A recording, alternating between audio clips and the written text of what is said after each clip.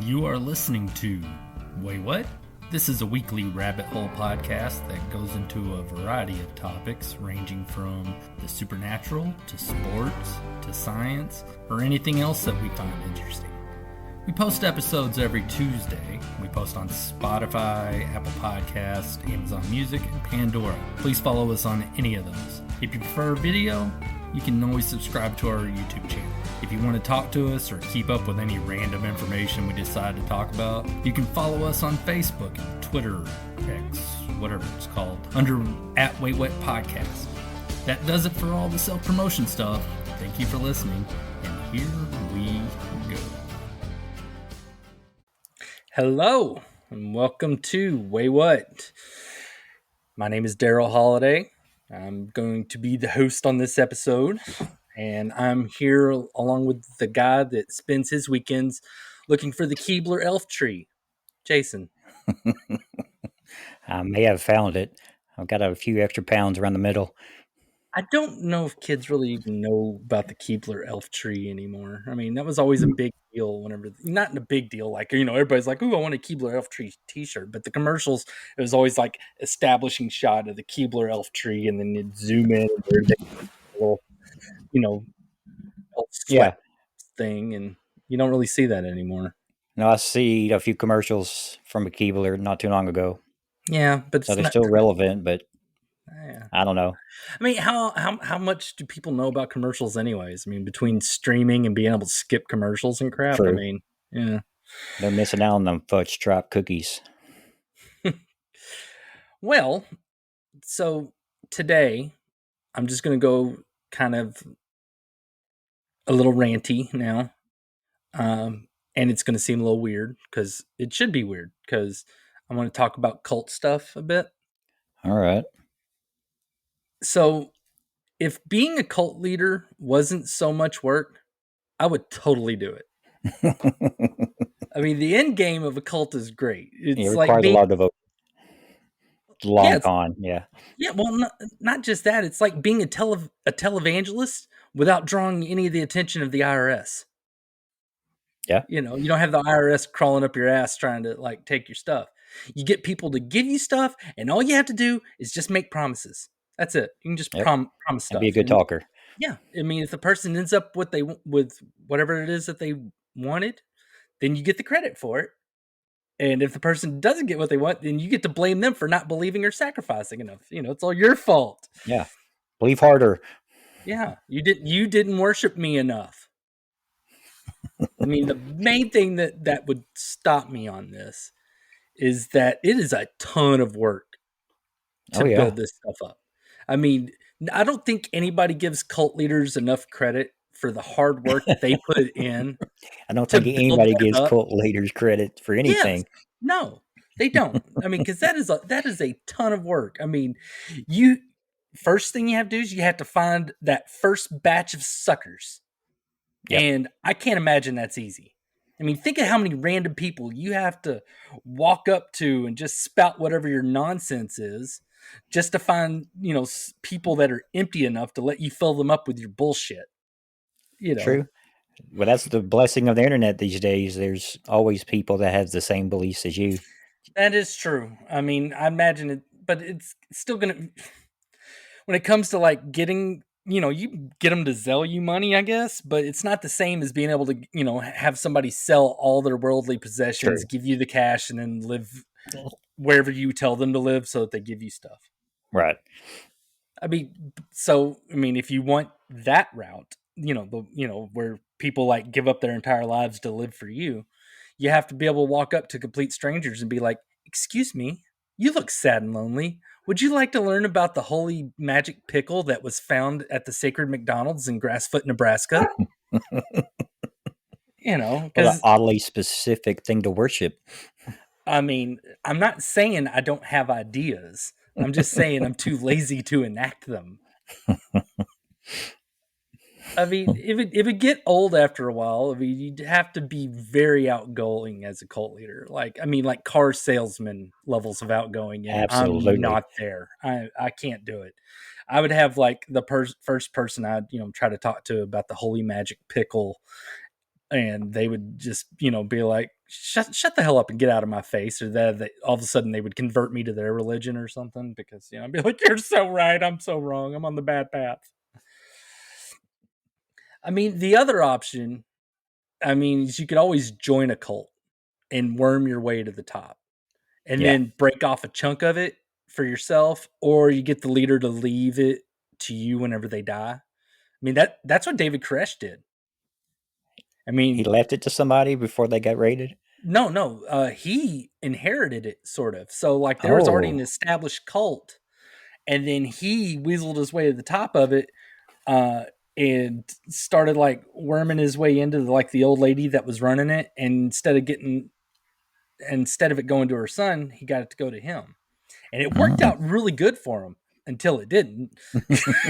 until that day. Yeah, until it did, until the ATF was like, you know what? We've never burned a bunch of children alive before. What shall we do today? I mean, how many opportunities do you get to do that? I mean, which leads me to this point. I mean, there's a lot of risk going through that route, because what happens if you get to the top and you find out that the leadership are all castrated or something? Or Geldings. or you find yourself, trying to depose a cult leader that isn't the money hungry type or the pervert type, and they turn out to be the bloodthirsty type. Plenty of those in history. Yeah, it's like, guess I'd rather get a regular job every day that doesn't have the risk of me, getting ground up and fed to sex slaves or something. I mean, I guess the other option is to actually try to be a televangelist and work your way up through one of their businesses. You have the hair for it. I mean, they use the same tactics as cults. The only real difference is their workers probably get health insurance.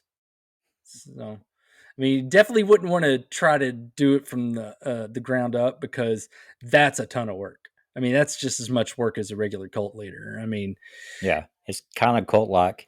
Yeah, even with, like, all these built-in believers out there, like, oh yeah, I'm Christian, whatever. It's just too much competition. I'm in Texas. There's a church every 3 or 4 blocks. Yeah, probably more than that. I mean, then aside from those legitimate churches, there's all these, like, TV preachers, which there are already a ton of, that are already robbing everybody blind. I think what I would try to do is to like get a job with Joel Osteen or Kenneth Copeland's organization, and then just try to work my way up and steal some of their congregation. Just like usurper. Yeah, just try to worm your way in there and, like, be like, oh yeah, no, it's great and all, but it could be better. I mean, and you're less likely to get killed if you screw up, so that's a plus. True. But I think the ones that get to that level, like the Joel Osteen level, they've killed before. Yeah, they could probably, and on top of that, I think they could sniff out con men. Oh yeah, because they're one themselves. Your own. So your likelihood of success is pretty low, like almost like lottery ticket low. So even this is starting to seem like too much work. So I think the lesson from all of this rambling is that, yes, televangelists and cult leaders are morally dubious, but they are not lazy. No, they hustle for that money. They hustle until they don't have to anymore. And that what kills me is the ones that have been doing it for like 30 years. And it's like, how much money is enough? Yeah. The hypocrisy is running rampant. It's like, dude, you go buy an island somewhere and, like, not have to do this anymore. Make room for other con men, damn it. Yeah, when the churches get to the size of stadiums, maybe it's time to quit taking money. No. Because Joel Osteen's still young. He could still do it for another 10 years. He may not have island money yet. Or maybe he does have island money. Maybe he's going for South American country money. He definitely has private jet money. Oh, yeah. Get out of anything I do wrong money. Yeah. Well, I mean, I still think he has time, but, like, the really old guys, they need to give it up so that younger con men can get up there. It's a tough economy. True. Have you seen the HBO show called Gemstones? I'm aware of it. I'm not a big Danny McBride fan. Like, Huh. I pretty much hate him and everything. I can't stand him at He all. does play a douchebag really well. He is all yes, he's always that, and it's just like, dude, I fucking hate you. It's like it's no matter what role he does, he channels high school bully, but not like the cool kind, like the kind that we went to school with, that like just rednecks with the can of Skull coke Can. hanging Yeah. there. Yes, ugh, bad flashbacks. All right, well, speaking of people making stuff up and suckers believing it. Remember whenever I was talking about Mount Shasta, where the I do. sisters, yeah, there were the sisters Bonnie and Judy, And the along with weird as Uma and Pupu or their parents Ranamu and Ramu, and they came Ronamu. from Lemuria. Oh. Yeah, so today's topic is what the hell is Lemuria? I teased that a while Yes. back. I've been Yeah, waiting for this. yeah. So today we're going to learn all about Lemuria. Now, the easiest way to think about it is by comparing it to some things that people are already aware of. In this case, we're going to start with Atlantis. Atlantis is an alleged lost continent that showed up in some of Plato's writings when he was talking about the hubris of nations. It is speculated to be somewhere in the Mediterranean Sea or Atlantic Ocean. Now, take that myth, pick it up, move it to the Pacific and Indian Ocean, remove the highly regarded ancient philosopher. There you have it. Now you have the lost continent of Lemuria.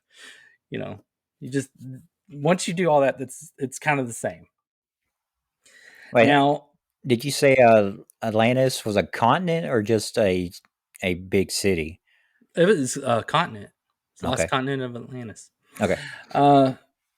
Yeah, but once you throw Lemuria over there, all the weird crystal worshiping hippies have this new ancient utopia to chase after. Because they don't have time to go to the East Coast and chase things down, but the West Coast, it's right there in their backyard. They can go look for it. So there's a smidge more to it than just picking it up and moving it over. So instead of an ancient philosopher, it was a zoologist that originally proposed Lemuria's existence. In 1864, so not like Yesterday. Atlantis, where no, it's not like Atlantis, where it's like ancient Rome or anything, where people have been looking for this for a couple thousand years. It's only been a couple hundred. 1864, Philip Sclater, theorized that there was a continent that sunk beneath the Indian Ocean. And the reason he theorized this is that he was trying to explain how how they discovered lemur fossils that were on the island of Madagascar and in India, but these same fossils, you couldn't find them on the African continent or in the Middle East. Mm-hmm. And with it being lemur fossils in particular, he came up with the imaginative name of Lemuria. How creative. I give him credit because honestly, whenever I get to what some of the people like to say about Lemuria, like Bonnie and Judy and Ronamu and all that, And Pupu. being that they refer to themselves as like Lemurians and stuff, and it's like, so your name, you just did y'all Just change go your with it. name in 1864 or something? Just like Hey, the mascot episode we did, where they were just given a name and they just stuck with it. well, I no, it's more because all that stuff is bullshit. But I don't mean to spoil it. I'm sorry, but this lost continent is not real. Yeah. Now, all the things that I read about this zoologist is he was respected and well educated. It's important to note that at the time, whenever he had this theory, continental drift was still hotly debated. And he was just proposing it as a theory just to kind of explain how this could be, on how you could get these bones across an ocean, but not in the areas closer to them. He it wasn't like some like he wasn't going crazy saying this is the only way, or walking around with the Lemurian flag screaming for people to believe in him. No, he was a scientist. He was following the science, trying Yeah. to explain it. So I mean, if had the science, figured out, had they been capable of observing the ocean floor so that they could develop the theory of plate tectonics, you know, and all that, and the explanation of continental drift being his lifetime, Sclater would have been like, "Oh, dude, that's awesome. Yes, I like that." So, as said, Lemuria is not real. I'm perfectly happy and willing to say this now. The fun here, though, is going to be learning about what people made out of this zoologist hypothesis that was thoroughly disproven.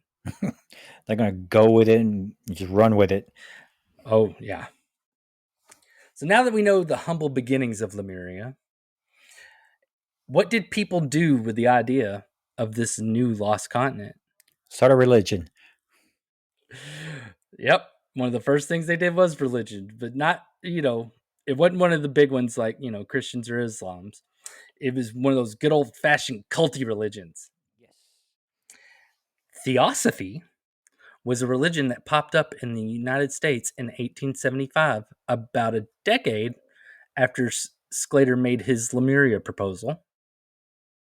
A Russian aristocrat, a Civil War veteran, and an Irish occultist walk into a bar. No, they all got together and they created this philosophy/religion that incorporated Hinduism, Buddhism, Neoplatonism, as well as some Christian elements and things along those lines. They basically just kind of grabbed everything and just mushed it all together.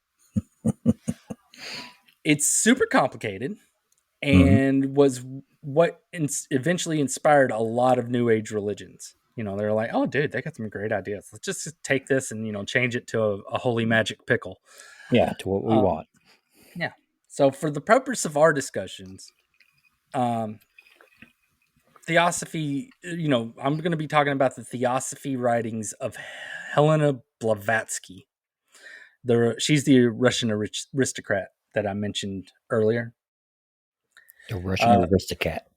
Yeah, so I'm going to be going off of her writings. I'll talk about some writings that eventually spurned off of this later where people like edited her stuff, but I think it's more important to kind of, stick with the OG. So in her writings, Blavatsky wrote about root races. Root? Okay. R-O-O-T. Root races that were the first people on Earth that were formed out of pure spirit at the North Pole and Lemuria. So they're, just like ghost people, I guess. They just manifest them out. Mm-hmm. So Theosophy itself incorporates so much more than just Lemuria. I mean, Lemuria is just a part of it. It's just, I grabbed onto this because they, it's really, really just a small part, but I'm just going to focus on that because this is one of those things where it's like, I could do a whole episode on Theosophy. I don't want to. So it sounds so riveting. Whatever I did Mount Shasta and I learned, came across Lemuria and I was like, oh, that's interesting. I want to do a show on that. Whenever I'm sitting there doing all these reading on Theosophy, I'm just like, dude, this could be a whole episode. I ain't doing it. This is just too much. So, if anyone really wants that, you can ask Jason to do it. But personally, I'm not going to spend an entire episode making fun of some people's religion, regardless of how ridiculous it is. Yeah, they're entitled to do or believe what they want. Yeah. So a whole episode, no, but I definitely will spend a few minutes poking at someone's religion for the sake of an episode. I'm not going to do a whole episode. It's mainly just going to be things that are tied to the religion, but yeah, I'm going to probably poke some fun at it. All right, so in Blavatsky's writings, Lemurians were the third root race. When you say root race, what is that? Root. Like root race. Like the root of a plant. Okay. That still don't make sense. All right, so whenever you grow a plant, it doesn't grow out of the air and into the ground. It starts from the root. So she's And saying these these are the people roots grew of from the. these are the roots of humanity. Okay. Root races. Okay. Now I get it. Holy crap. Jesus, Jason. All right, so they were the third root race that subraces such as humans came from. She also had them predating Atlanteans. So they're, according to her, they're Lemurians for their Atlanteans. I think that makes them higher beings than Atlanteans. So I mean, They got seniority. Yeah, so Lemurians had that going for them. I mean, it's kind of hard to tell. Like I said, I'm not going to read her books. It's just I was doing the best I can, just read synopsises without like banging my head into stuff. Like I just want to know about this fake island. So later, after Helena died, William Scott Elliot and a guy named Charles Webster Leadbeater. I mean, Ledbetter. I would think it would be Leadbetter, but no, it is spelled Leadbeater. That is a lead beater. Oh man. So they took over writing the Theosophical texts. So they're living my dream. They're taking over the cult without having to do all the damn work. So Leadbeater, and I will continue to call him that, claimed to be communing with the Theosophical masters through astral clairvoyance. He would then well, no, because he would get all this from the masters, and then he'd transmit his findings to William Scott Elliot, who would write them all down and publish them in a book with himself listed as the sole author. Oh my God. This guy a Jedi or something? I mean, I don't know, but he's, like I said, he's living my dream. I mean, I would, get to use the work and effort of other people to kind of raise yourself up. That's awesome. That is the dream. That's what I want with my life. I need you to start doing like all the work for this so that I can, just sit there and ride your coattails. Shit, it's been a lot of work. I need you to do more. Take over the editing, write my episodes. Oh, you don't want that. We'll have another old person ran episode. Oh dear God. All right. Now, the reason I bring these two guys up that took over is their contributions to Lemurian lore are pretty fun. So, according to this kooky little duo, Lemurians were 15 feet tall, had brown skin, flat faces, but no foreheads, and they had big jaws. So they're ugly. Well, at this point, imagine like an Easter Island statue. Yeah. Except on a person. Dum dum no want gum gum.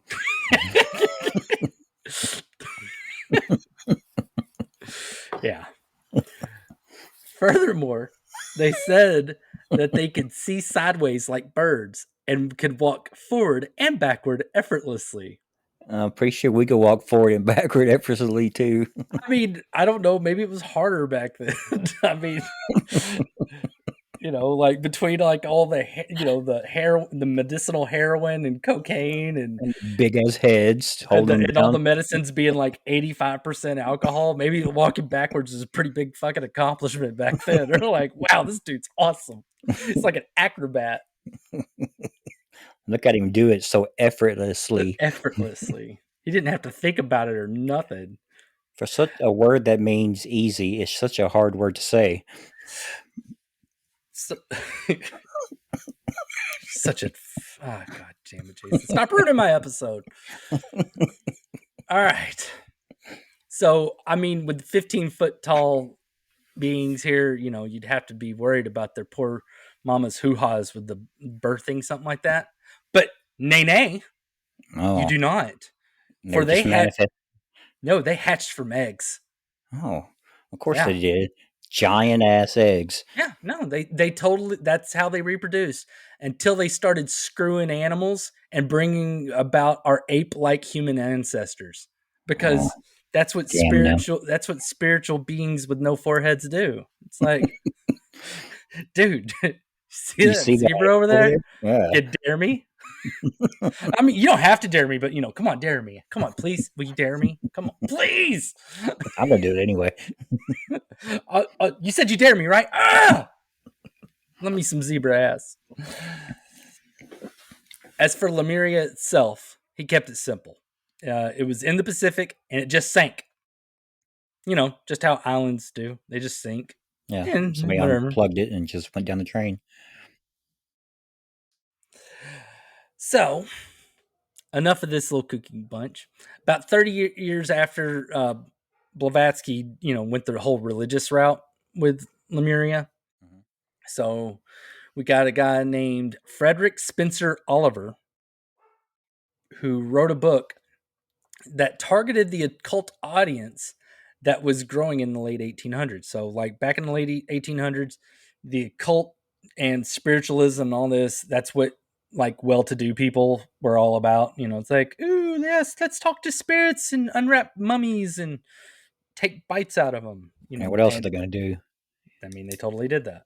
So according to Frederick, he didn't author the book, but essentially took mental dictation from a spirit known as Philos, the Thebetan, not Tibetan, Thebetan. Jeez. According to Philos, the survivor of Lemuria, which sunk, of course, he lived in complex tunnels beneath Mount Shasta. This is the first mention of that, of that really fun place where Bonnie and Judy came from, Telos. That was their little, in the mountain city. He wrote or dictated that the city was covered in fur carpet floors and jeweled walls. And what kind of walls? Jewel covered. Oh, wow. Yeah, because that's what you want on your walls. Is tacky ass jewels all over it. I mean, it's a lot better than that fake wood paneling that was on trailers back in the 80s. Philos and Frederick also said you could find these lost Lemurians on the surface at Mount Shasta, wandering around in white robes. Oh, there's the white robes again. Dude, so I was in Northern California, like a couple weeks ago, I guess. And I was disappointed. I mean, I had an amazing time, don't get me wrong. I was disappointed that Mount Shasta was further away than I thought, because I was in Sacramento and it was still like 3 hours away. And I was like, no, I'd rather go to Napa Valley and then Lake Tahoe. So, I mean, otherwise I would totally just go up and look at weird hippies and, make fun of them. So get a good firsthand experience. Yeah. Philos and Frederick, because I think they both deserve credit. The Thebetan master should not be neglected like that other poor sap that I'm not even going to mention his name since he wasn't credited. This, of course, helped spark yet another religion. Frederick didn't start it, though. Someone else capitalized on his work instead. See, I mean, it doesn't seem hard whenever these people do it. Just come in and take over. I know. I really want to figure out a way to do this. The Lemurian Fellowship is a school that bases its instruction on Lemurian philosophy. The place that nobody knew about until the late 1800s. That, was just an explanation for continental drift and plate tectonics before we knew about that. It was, of course, where most great philosophy schools are founded. This was founded in Chicago. The philosophy hub of the world. In 1936, where highly advanced elders revealed the Lemurian philosophy to a physician. Nothing I was able to find explained how it was revealed. If it was a telegram, telephone, smoke signals, an email. Not back in 1936. Don't be ridiculous. Hey, they were ahead of times. Serious. Hey, they were ahead of all of us. No, he was a physician in 1936 that somehow this magical elder imparted this philosophy on them. They teach about reincarnation, karma, Christ's precepts, because Jesus's lessons, I'm sorry, they're good.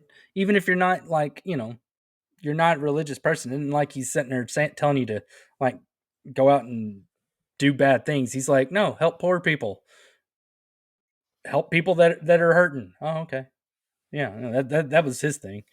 And kind of the Buddhist thing that they also believe the Buddhist thing that you keep getting born over and over to gain knowledge and wisdom until you reach perfection.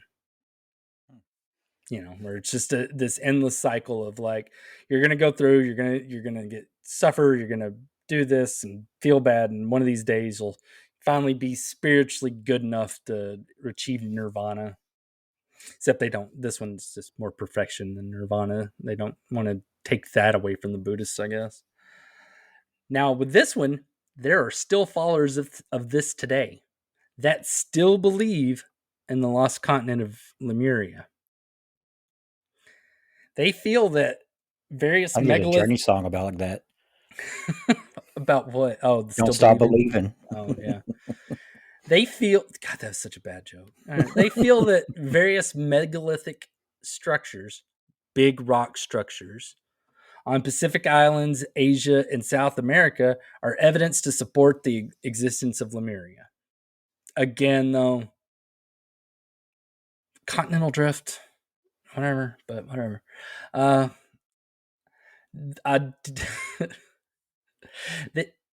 For the most part, Lemuria seems to be just a buzzword nowadays that various new age religions and shaman figures just toss out. It's so hip.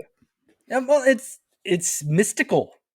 That's it. I mean, like, if you say things like meditation and nirvana and crap like that, you're always going to find that.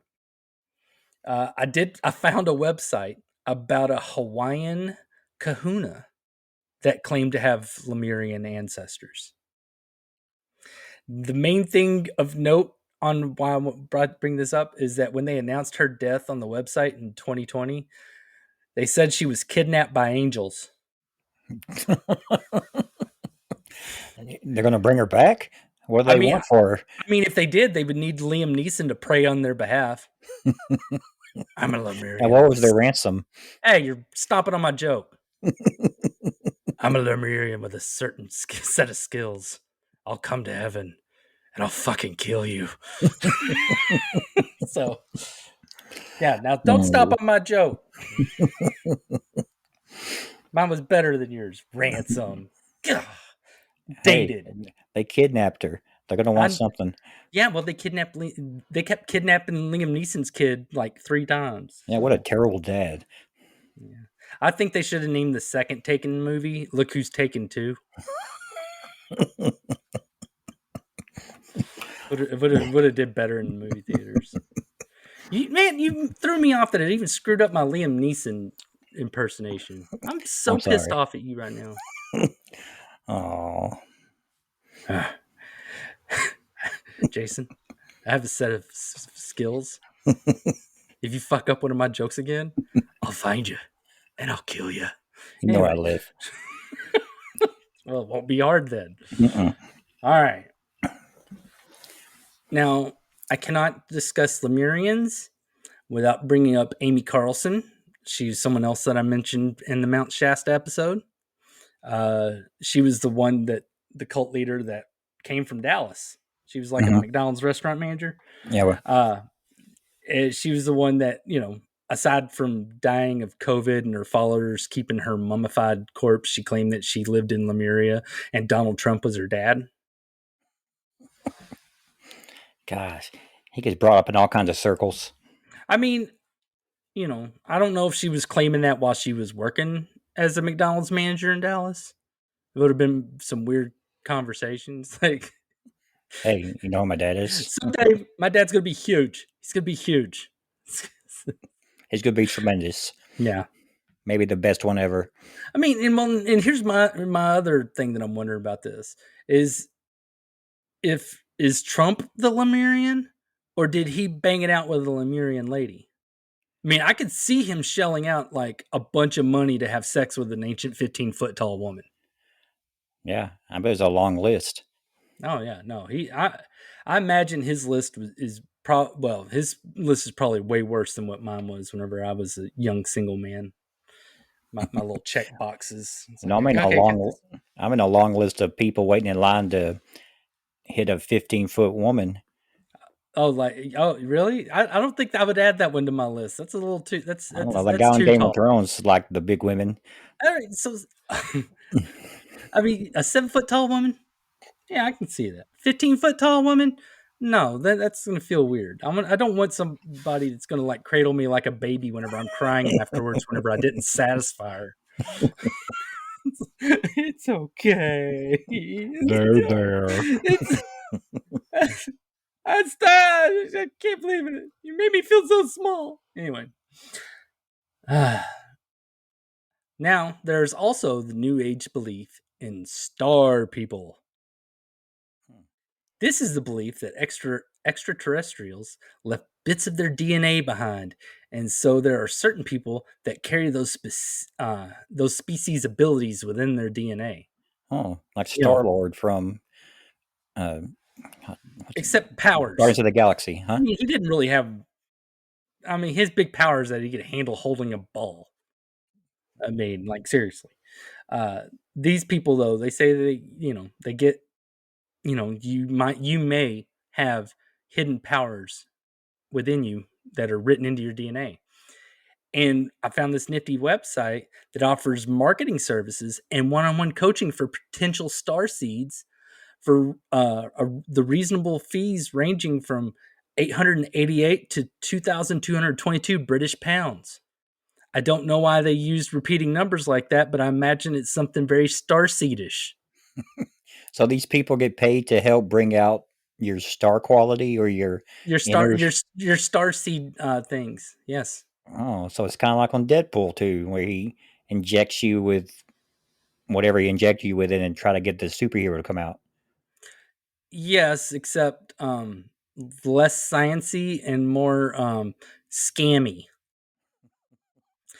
Okay. So, but just in case, here are some signs that you are one of the rare, and they are rare, Lemurian or Atlantean star seeds. Oh, okay. I don't know what makes them different. You have powerful supernatural and healing abilities. You're gifted with psychic and clairvoyant abilities. That was all one bullet point.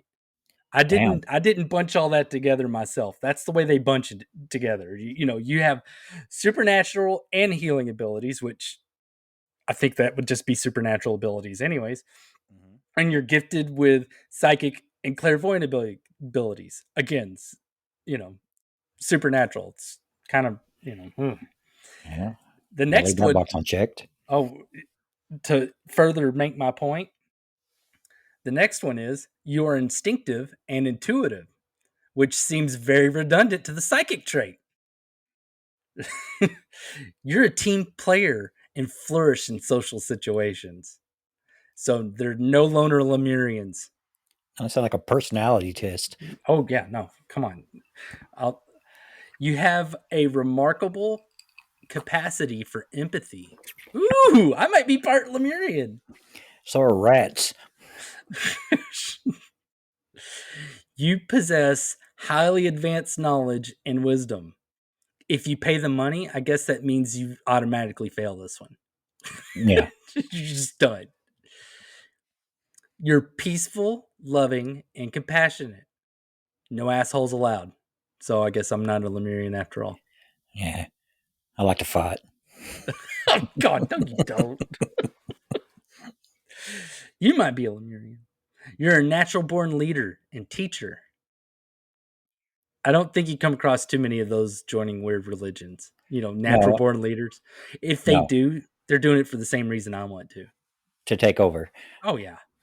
Yeah, they don't want people that could totally take over one day. They want people just to follow behind them. Yeah. You feel like an outsider or misfit. What happened to social and team player? Yeah. Yeah, how So can you be both? Yeah. No, I mean, so they do this, of course, because they want everyone to feel at least some of those. Yeah, cast Like a that. wide net. Yeah, because how are they going to get that money? How how are they going to get them bands? Got to get them Well, bands. Did I use it right? yeah, I don't know. I Oh, used all okay. of them wrong last time. All right. On to the next one. The Path of Oracle. Like the Matrix. Well, this is an organization that offers a variety of treatments, retreats, conferences, and courses for all those old souls out there that are descended from Lemuria. What's their acronym? Pooh? Pooh. It didn't have an acronym. It just said Path of Oracle. Again, a, this is a place that is based on a place that was just theorized about lemur bones that was completely, Grew disproven. legs. Yeah, it You, totally grew legs. I mean, you see that Madagascar fits against India. You know, they were together at one point. You know, but whatever. They offer such things as multidimensional healing, Lemurian past life regression, Lemurian rites of water, Rice of water. rites of water, like like religious rites. Okay. Like it's basically a water blessing. Okay, like baptism. Okay. And here's a more confusing one: Lemurian star mothers. I don't even know what that means, and I couldn't get an explanation for it. And then, of course, a Hawaiian luau with a fire ceremony. Talking about diversifying.